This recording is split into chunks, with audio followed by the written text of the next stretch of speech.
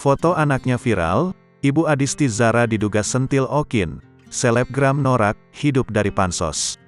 Ibunda artis Adisti Zara, Sofia Yulinar diduga melempar sindiran untuk musisi Niko Al-Hakim alias Okin. Sindiran tersebut merupakan buntut dari viralnya foto Adisti Zara berpelukan dengan Okin di sebuah klub malam.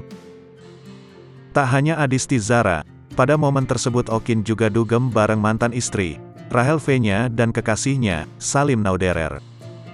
Momen tersebut terlihat dari unggahan Instagram story akun selebgram Vicky Alaidrus.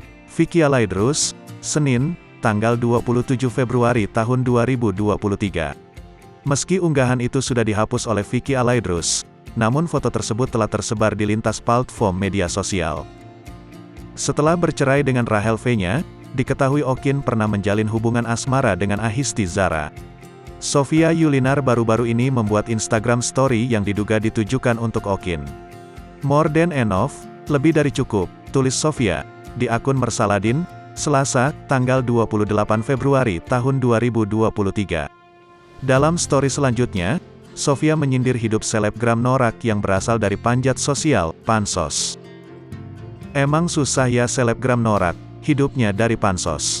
Kasian," emoji sedih, lanjutnya.